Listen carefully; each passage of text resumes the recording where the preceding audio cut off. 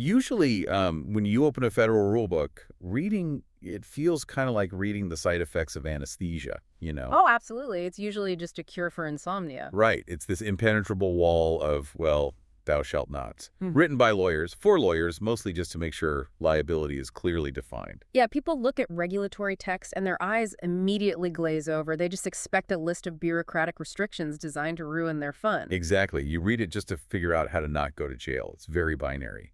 But 14 CFR Part 107 is completely different. It really is. It requires a total perspective shift. When you step into the world of aviation, specifically the FAA Remote Pilot Study Guide, that dry legal code isn't just a list of rules. It's actually, and I mean this literally, a survival manual for the human brain. That's a great way to frame it. So, welcome to this deep dive into the source material. Today, for all of you listening, we're finding out how the FAA rewires a pilot's mind to keep them from falling out of the sky. Which is a pretty monumental task, if you think about it. It is. We are unpacking a really foundational slice of the FAA's rulebook today. Specifically, the applicable regulations and uncovering how they bridge directly into the psychology of flight. Right, we're decoding how these codes are actually a masterclass in risk management and something called aeronautical decision-making. Which we'll get into because it's fascinating. But to start, the premise you really have to understand is that the FAA's rules are written in blood and experience. Yeah, that is the grim reality of aviation. When you read a restriction in the code, it doesn't exist because someone in a Washington office just had a hyperactive imagination. No, it exists because of a historical lesson learned the hard way. Exactly. The FAA analyzed decades of aviation accidents and came to this really stark realization. The machine is rarely the fundamental problem. It's us. It's the human mind. With all our biases and panic responses and blind spots, we are the most dangerous component of any aircraft. We absolutely are. So to understand how a pilot thinks, how they process risk in three-dimensional space, we first have to understand the legal box they operate within. Right. So let's look at the study guide. It explicitly demands familiarity with Title 14 of the Code of Federal Regulations, specifically Part 107. Which is the overarching foundational set of rules for operating small unmanned aircraft systems in the national airspace system. Yeah, and it also points you to Advisory Circular 107, that too, which kind of fleshes out those rules. But what really caught my attention in the source material is that the foundation of safety starts way before the aircraft is even turned on. It starts with accountability. Yes, accountability. And to see that foundation, you have to look at Appendix 2. Right, which is found on page 76 of the study guide for those following along. Right. So Appendix 2 details 14 CFR Part 48, which covers registration and marking requirements. And the text draws a really hard line between these two parts. And you have to keep them separate in your mind. Part 107 is the operational rulebook. It dictates how you fly. And Part 48. Part 48 is the administrative rulebook. It dictates how the aircraft is legally recognized by the United States government. Let's dig into Part 48, because the FAA requires applicants to know some very specific, really elite-level technical details here. Yeah, we aren't just talking about a broad concept of like, hey, you should probably register this drone. No, the text outlines specific subparts. So you have subpart 48.15, which establishes the absolute legal requirement to register the aircraft. Right. And then subpart 48.2D defines the eligibility for registration, like who is legally allowed to own it. And then subpart 48.25 details who the applicants can actually be. Right, and 48.10 covers the actual mechanics of the application process. The whole philosophy behind these specific subparts is about establishing a chain of custody. Explain that a bit more. What do you mean by chain of custody? Well, before a piece of technology is allowed to defy gravity and enter public airspace, the government demands to know exactly who is legally and financially responsible for it. Makes total sense. But the real regulatory linchpin, the rule that makes all this actually enforceable, is subpart 48.205. Ah, yes. The unique identifier. The unique identifier, the display and location of it. The FAA mandates that this number has to be visible and accessible on the exterior of the aircraft. Right, it acts as a visible license plate. Exactly. It is a permanent legal tether tying this physical flying object in the sky to a specific human being standing on the ground. And you have to think about the physical reality of unmanned aviation here. When an object is flying hundreds of feet in the air, the operator could be a mile away. Right. They could be hidden behind a building or sitting inside a vehicle. Exactly. It introduces this dangerous level of anonymity. Subpart 48.205 removes that veil. So by mandating a unique identifier that ties back to a federal database, the FAA establishes immediate traceability. Right. If that aircraft causes damage, if it strikes a person or breaches restricted airspace, the system is designed to know exactly who is at the controls. That makes logical sense. It's essentially the same mechanism as getting a license plate for a car, right? You go to the DMV, get your tags, and if you run a red light, a camera flashes your plate. And a ticket shows up in your mailbox a week later. Same concept. But hold on, I have to ask about the scale of this, because we're talking about a 5-pound piece of plastic. This time's even lighter. Right, a tiny battery-powered quadcopter. If the FAA is treating that with the same legal gravity as a Cessna 172 in terms of federal registration and markings, Yeah. doesn't that imply they are treating the person holding the plastic controller as a full-blown aviator? That is the exact implication, and the FAA is completely unapologetic about it. Really? Yeah. No distinction at all. The agency does not view this as a consumer electronics hobby. They view it as aviation, full stop. Well, The moment you introduce an object into the National Airspace System, you are sharing the exact same fluid medium as a Boeing 737 carrying 200 passengers. or a medevac helicopter rushing to a hospital. Exactly. Or a military jet on a low-level training route. Therefore, the person operating that 5-pound piece of plastic is burdened with the full mantle of an aviator. And that mantle carries a tremendous amount of weight. A staggering amount, legally speaking. So if you are legally considered an aviator by the federal government, what exactly are the responsibilities of this role? The text refers to it as the remote pilot in command, or the remote PIC, right? Right, the remote PIC. The foundational concept here is ultimate non-transferable responsibility. Non-transfer. Yes. The text makes it abundantly clear. The remote PIC is ultimately responsible for the safe operation of the small, unmanned aircraft. Meaning the buck stops with the person holding the certificate. Period. You cannot blame the manufacturer. You cannot blame a sudden gust of wind. And you definitely cannot blame the person who hired you. So the study guide outlines what this responsibility actually looks like in practice, especially in Chapter 4, which covers loading, and Chapter 5, which covers emergency procedures. Right, the pre-flight duties. Yeah, it includes conducting pre-flight inspections, ensuring the aircraft is in safe operating condition, and verifying weight, balance, and loading. Which is huge. Let's talk about that loading aspect, because I think a lot of people assume you can just tape a heavy camera to one side of a drone and hope the motors figure it out. Oh, that is a recipe for a crash. The aerodynamics of weight and balance are incredibly unforgiving. So what does Chapter 4 actually say about it? Chapter 4 states that compliance with the manufacturer's weight and balance limits is absolutely critical to flight safety. If you load an aircraft beyond its maximum takeoff weight, you drastically alter its performance. Like it just won't fly right.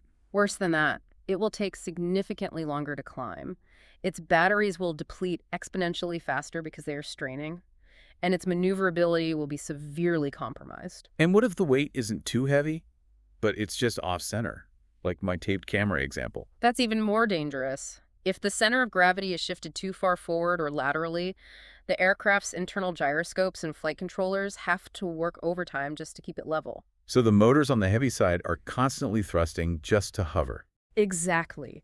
They run hotter and much closer to their maximum output. That leaves you with very little excess thrust available if you suddenly need to maneuver out of a dangerous situation. Wow. So the remote PIC really has to understand the physics of their machine before they ever arm the motors. They do. And they also have to manage the humans involved. Right. The text says they must brief any crew members, like visual observers or anyone manipulating the controls. They have to brief them on the operation and the emergency procedures before the flight even begins. The remote PIC is essentially the conductor of the operation. They have to make sure everyone understands the airspace, the mission parameters, and what to do if things suddenly go wrong. Which brings us to the ultimate paradox of the FAA regulations, and this is where the source material just completely fascinated me. I know exactly what you're going to bring up. It's so crazy. The remote PIC must adhere strictly to every single letter of Part 107. You are bound by this massive, inflexible federal rulebook. Except in an in-flight emergency. This is genuinely one of the most profound concepts in all of aviation law. It perfectly highlights the FAA's ultimate pragmatism. So Chapter 5 states that during an in-flight emergency, which it defines as an unexpected and unforeseen event that requires immediate action, the pilot is permitted to deviate from any rule of Part 107. To the extent necessary to respond to that specific emergency. Think about that. The FAA gives you a strict rule book. They mandate registration, weight checks, altitude restrictions, but then they hand you this emergency trump card. They essentially say, if things go terribly wrong, you have total authority to break any federal regulation you need to, just do not crash into people. Which is wild. Can you give an example of when a pilot would actually use this? Sure, a prime example provided in the text is an unexpected battery fire. Oh, wow. Yeah. Lithium polymer batteries are incredibly energy dense. If one suffers a thermal runaway mid-flight, it's a catastrophic situation. Right. It's basically a flying fireball at that point. Exactly. So let's say the small aircraft is flying at 300 feet and the battery catches fire.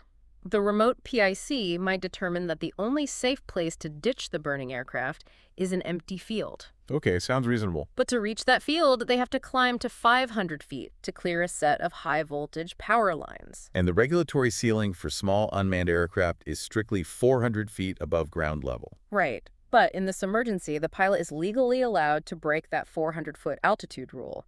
They can climb to 500 feet to preserve life and property on the ground. Okay, but wait. How does a pilot know when a situation is dire enough to justify breaking a federal regulation? That is the million-dollar question. Right. The FAA is empowering a civilian with total authority to break federal rules based entirely on their own split-second judgment. But human panic is a real biological reaction. It absolutely is. If a pilot sees a bird flying a little too close, do they just rocket up to 1,000 feet, cross into a commercial flight path, and claim an emergency? And that is the exact reason why this power comes with a massive caveat of accountability. The FAA balances the emergency trump card with incredibly strict oversight. Okay, what kind of oversight? The text notes that if you deviate from a rule during an emergency, you must file a detailed written report of the deviation if asked by the FAA administrator. So you have to be ready to stand in front of federal investigators and logically defend your decision to break the law.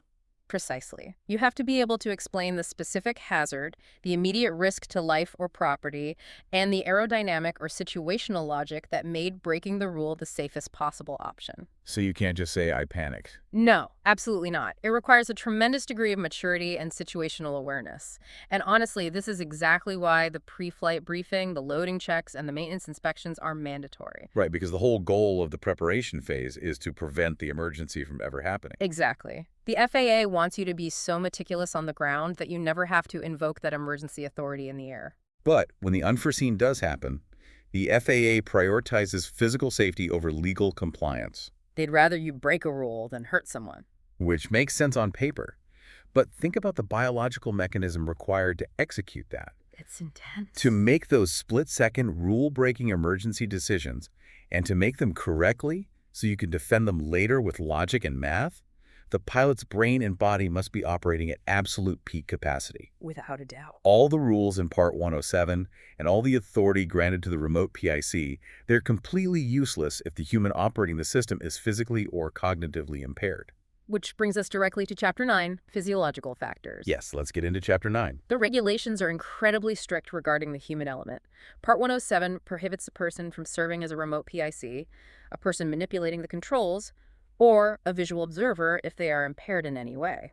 And the source material spells out the hard legal lines for impairment, right? You cannot operate an aircraft if you have a blood alcohol concentration of 0.04% or greater. Right, 0.04%. Which is half the legal limit for driving a car in most states. Yes, it's a very low threshold. And there is the famous aviation rule. You cannot have consumed any alcoholic beverage within the preceding 8 hours. The whole 8 hours bottle to throttle saying. Right. And it's important to understand the biological reasoning behind that 0.04% threshold. Aviation operates in 3 dimensions. It often requires complex spatial orientation and rapid reaction times. Much more so than driving a car on a flat road. Exactly. Even minor amounts of alcohol begin to degrade the vestibular system. The inner ear. Right, the delicate structures in your inner ear that process balance and spatial orientation. Alcohol actually changes the specific gravity of the fluid in your inner ear. Oh, wow. I didn't know that. Yeah, which can cause subtle illusions of motion or delayed synaptic responses. At 0.04%, you might feel perfectly fine to walk or talk, but your brain's ability to process rapid changes in altitude, velocity, and distance is demonstrably compromised. And the 8-hour rule is really just a baseline. Absolutely, just a baseline. Because alcohol has a biological half-life. If you drink heavily into the night, your body metabolizes alcohol at a fixed rate, roughly 1 standard drink per hour, right? Yes. So you could wait 8 hours, wake up the next morning, and still legally and biologically be way over that 0.04% limit. You certainly could. The 8-hour rule is a minimum legal boundary. It is not a guarantee of physiological fitness. Right. But honestly, the FAA's concern goes far beyond illegal drugs or alcohol. The study guide explicitly warns about over-the-counter medications. Really? Like things you just buy at the pharmacy? Things people take every single day without a second thought.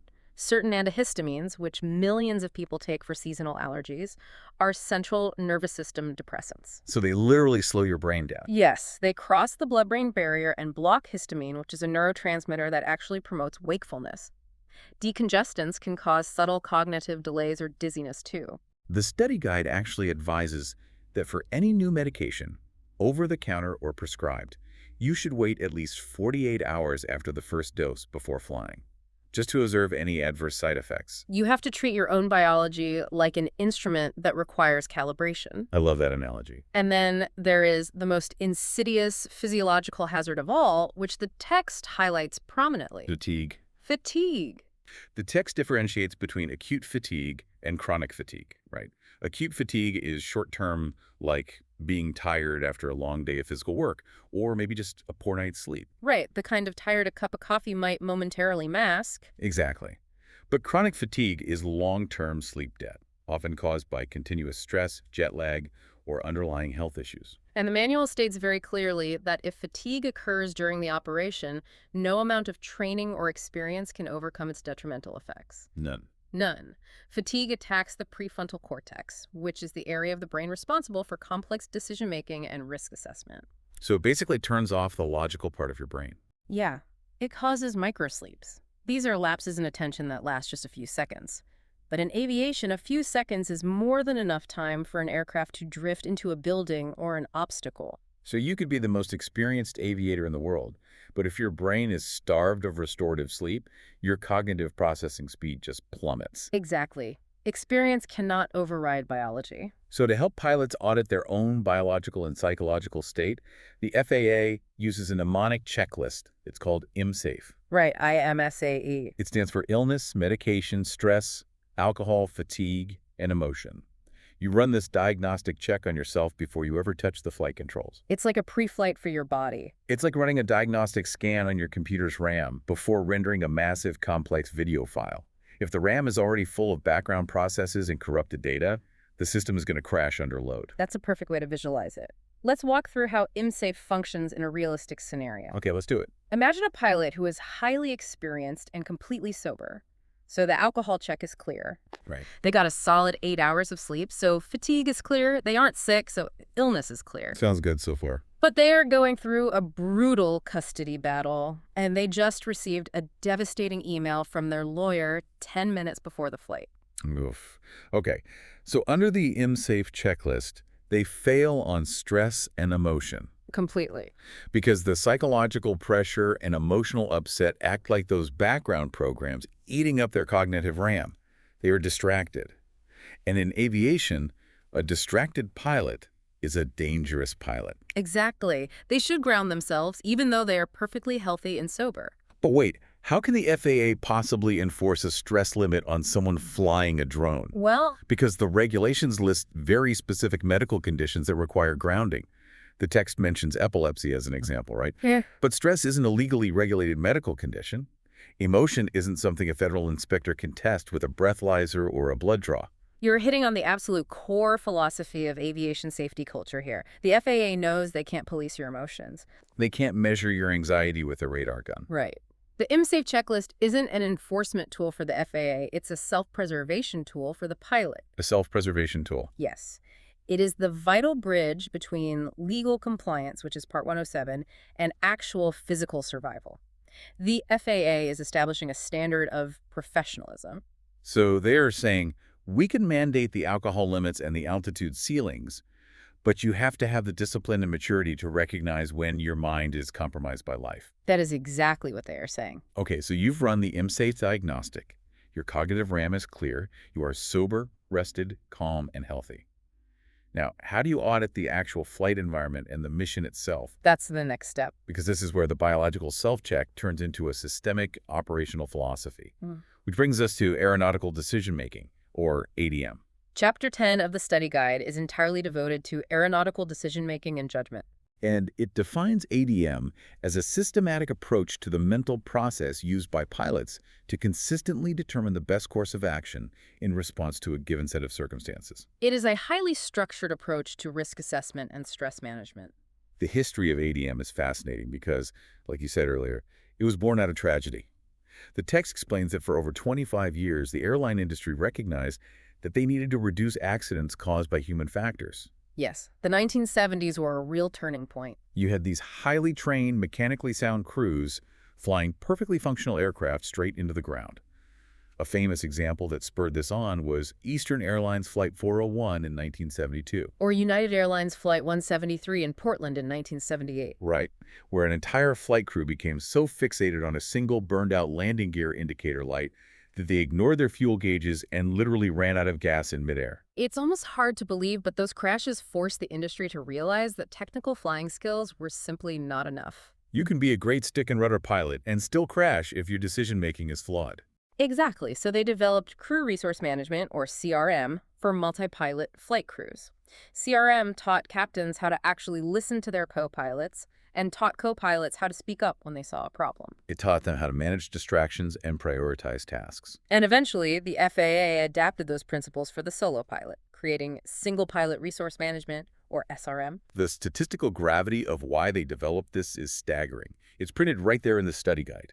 It estimates that approximately 80% of all aviation accidents are related to human factors. 80%. 8 out of 10 crashes aren't a mechanical failure, a snapped propeller, or a sudden microburst of weather. It's human error. And it is heavily concentrated during the transitions of flight. The text notes 24.1% of accidents occurred during landing and 23.4% occurred during takeoff. Which makes sense. Takeoff and landing are the phases of flight with the highest workload. The highest task saturation and the smallest margin for error. You are close to the ground, so you have zero altitude to trade for time if something goes wrong. So how does ADM mitigate this 80% error rate?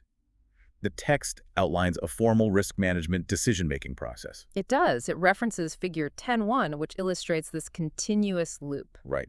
Identify hazards, assess risks, analyze controls, make control decisions, use controls, monitor results, and then loop right back to the start.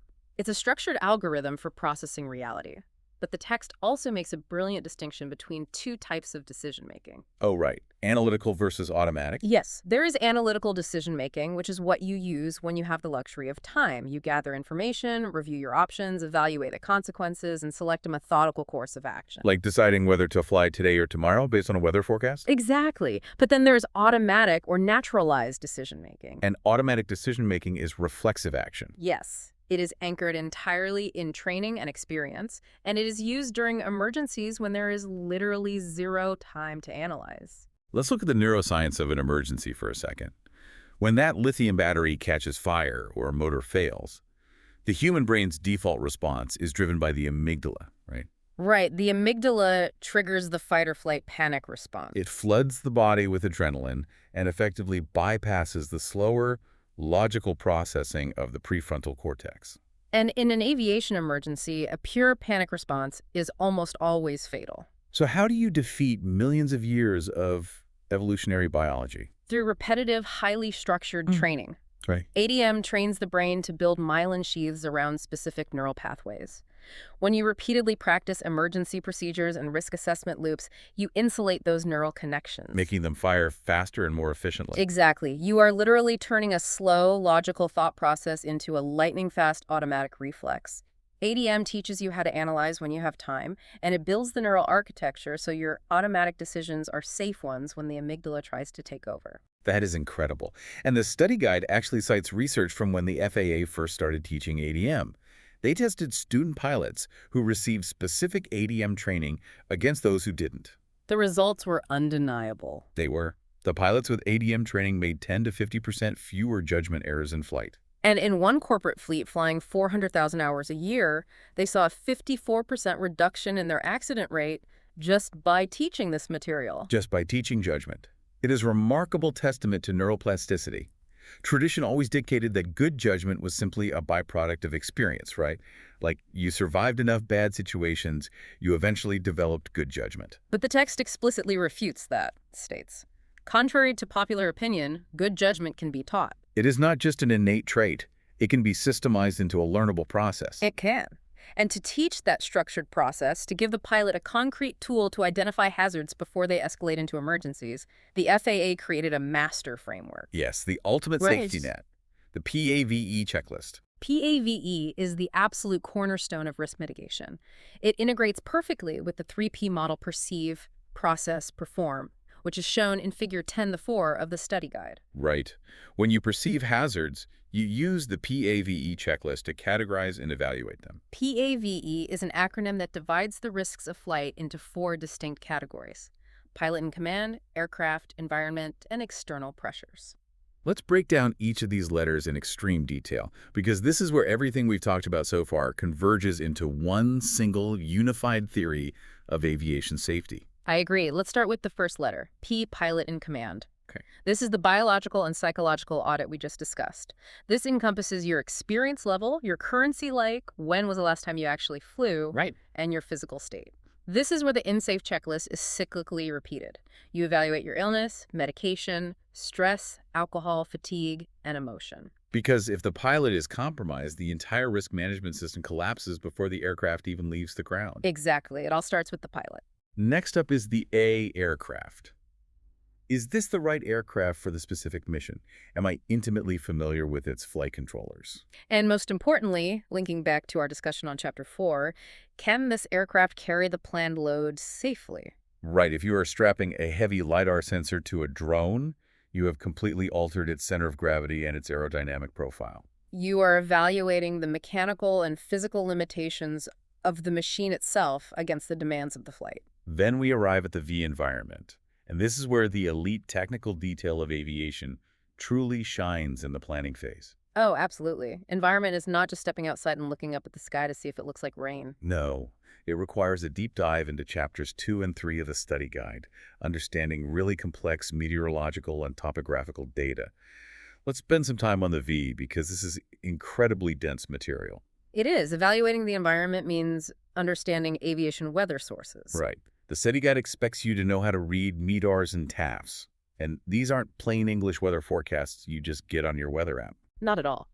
METARs, which are routine aviation weather reports, and TAFs, which are terminal aerodrome forecasts, are presented as these terrifying blocks of alphanumeric code. You have to decipher abbreviations for wind direction, velocity, visibility, cloud layers, and barometric pressure. And you have to understand the physics of the atmosphere, specifically something called density altitude. Oh, this is a critical concept. Density altitude is pressure altitude corrected for non-standard temperature. Simply put, hot air is less dense than cold air. The air molecules are spread further apart. High humidity also decreases air density. So if you are flying on a hot, humid summer day, the air is literally thin. And because the air is thin, your aircraft's propellers have fewer air molecules to bite into to generate lift. Meaning the motors have to spin significantly faster just to maintain a hover. Exactly. A drone that flies perfectly in 50-degree weather might struggle to climb at all in 95-degree weather. Wow. And the environment also dictates where you are legally allowed to fly, which means understanding airspace classification. Right. The FAA uses VFR, or Visual Flight Rules, sectional charts to map the sky. And these charts look incredibly complex. Yeah. Class B airspace, which surrounds the nation's busiest airports like O'Hare or LAX, is designed like an upside-down wedding cake. That's the best way to describe it. It starts at the surface near the airport and steps out in wider tiers as you go higher, capturing the flight paths of heavy airliners. Class C airspace surrounds regional airports, and Class D airspace is typically just a simple cylinder from the surface to 2,500 feet around airports with an operational control tower. You have to know exactly where these boundaries are because entering them without authorization is a severe federal violation. To navigate this environment, you also have to know how to use the tools provided in the Airman Knowledge Testing Supplement. The study guide references specific figures you must understand. Take Figure 82, for example, which displays an altimeter. Right, you have to know the actual mechanics of how an altimeter works. It uses aneroid wafers, small, sealed metallic capsules that expand and contract as ambient barometric pressure changes with altitude. You have to know how to read the three hands on the dial to determine your altitude relative to mean sea level, and you have to understand how to adjust the Colesman window to account for local barometric pressure. Just to ensure you aren't accidentally violating airspace ceilings because your instrument is miscalibrated. It is a lot to process. And you also have to check for NOTAMs or notices to airmen to identify any temporary flight restrictions or TFRs. Right, because the weather might be perfect and you might be in uncontrolled airspace. But if the president is visiting your city, a TFR will be erected. Or if there is a major sporting event happening in a stadium nearby. Exactly. A TFR instantly turns that airspace into a legally hostile environment. So the environment is this massive, invisible, constantly shifting web of meteorological and regulatory data that you have to perceive and process. It is. Which brings us to the final and arguably most dangerous letter of the PAVE checklist. External pressures? Yes, the watch this syndrome. Exactly. External pressures are influences external to the flight that create a sense of pressure to complete a flight, often at the expense of safety. The study guide explicitly lists these out. The desire to demonstrate pilot qualifications, the desire to impress someone, or general goal completion orientation. Often called get-there-itis. Get-there-itis. I love that. The text literally notes that probably the two most dangerous words in aviation are, watch this. It is the emotional pressure or pride associated with not wanting to admit your skills aren't up to the task. Or the financial pressure of a client demanding a specific shot regardless of the conditions. Let's paint a picture of a flight experiencing external pressures to really see how this unravels a pilot's judgment. Okay, lay out a scenario. Imagine a pilot who just bought a brand new, highly capable drone. They have family visiting from out of town for a barbecue, and they've been bragging about this new technology all afternoon. Okay, I see where this is going. They want to take it out and get a spectacular group photo from the air. All right, let's run the PAV checklist on this scenario. Right. So we start with environment. The weather is borderline, it's gusty, the wind is erratic, and it's near sunset. It's not a hurricane, but it's far from ideal. Okay. Then pilot. The pilot is physically fatigued. They spent the whole day hosting, cooking, running around. They are legally sober, but their cognitive RAM is cluttered. So we have a marginal environment combined with a marginally fatigued pilot. In a vacuum, this pilot would probably look at the wind and say, let's fly tomorrow. But then, external pressure enters the equation. The family is gathered in the yard. They're waiting. The client, in this case, the family's expectation, is demanding the flight. Yes. The pilot's pride kicks in. The desire to impress actively overrides the logical assessment of the marginal weather and the physical fatigue. The pilot rationalizes it. It'll just be a quick flight, 2 minutes max, I can handle it. And there it is. That external pressure blinds them to the other three risk factors. They take off, a sudden gust of wind catches the drone, their fatigued reflexes are a half-second too slow to correct it, and the drone crashes into the side of the house. Management of external pressure is the single most important key to risk management.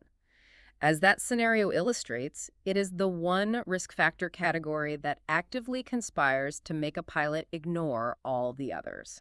Pride and social pressure are powerful blinding agents. But how do you write standard operating procedures to protect against your own ego? It's tough. How do you regulate a feeling like pride or the fear of disappointing a client? The expert response and the methodology detailed in the study guide is that you cannot eliminate pride in the moment. When the pressure is on, the amygdala is already influencing your judgment. Right.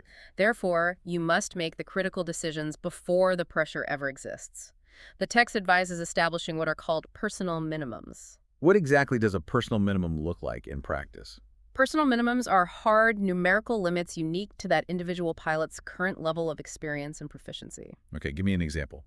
Well, the legal regulation might state that you need 3 statute miles of visibility to fly, but a newly certificated pilot, recognizing they lack experience in hazy conditions, might set a personal minimum of 5 statute miles. Oh, I see. Or they might set a hard limit that they will not fly if sustained winds exceed 15 knots, even if the drone's manual says it can technically handle 20 knots. They write these numbers down. Yes. It becomes their personal, unyielding standard operating procedure.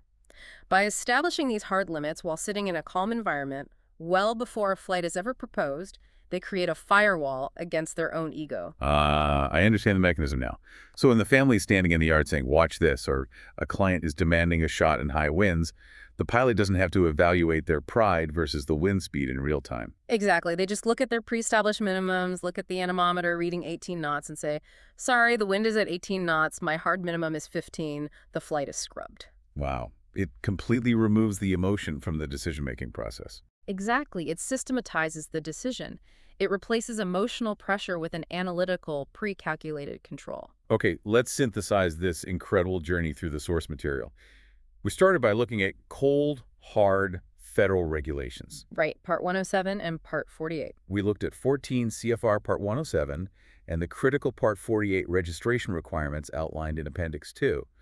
We learned that every aircraft must have a unique identifier, a visible license plate tying a machine in the sky to the legal accountability of a human on the ground. Which establishes that chain of custody. We explored the heavy mantle of a remote pilot in command, a role burdened with ultimate responsibility for loading, weight, and balance, but also empowered with the paradox of the emergency trump card, the legal right to break the rules to save lives. But we discovered that those legal rules are really merely the foundation. True aviation safety doesn't rely solely on a rulebook. It relies on auditing and managing the fragile biological and psychological human element.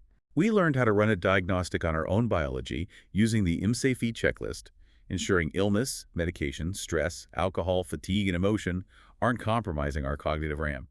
And finally, we explored how aeronautical decision-making and the PAVE checklist train our minds. Right.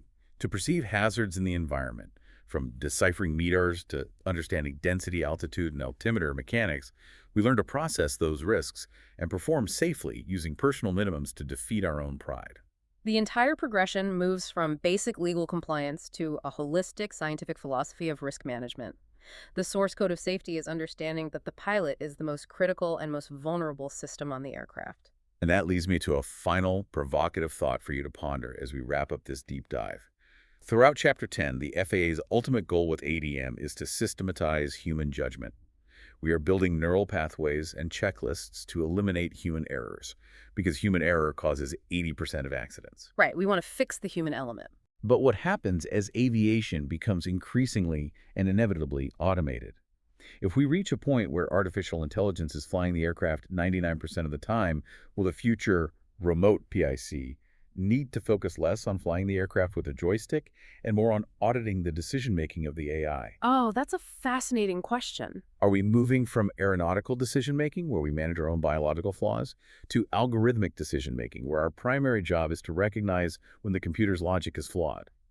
When the machine inevitably encounters the scenario it wasn't programmed for, will the human pilot still possess the situational awareness, the undegraded cognitive RAM, and the manual flying skills to take over and invoke that emergency trump card? It is a massive paradigm shift. As we engineer the human out of the control loop to reduce that 80% error rate, we must be incredibly careful that we don't also engineer out the human capacity for nuanced, rule-breaking judgment that saves lives during unforeseen, chaotic emergencies. Something to mull over the next time you look up at the sky and see a drone or an aircraft passing overhead. We want to thank you for joining us on this deep dive into the source material. Keep your personal minimums high and your situational awareness sharp.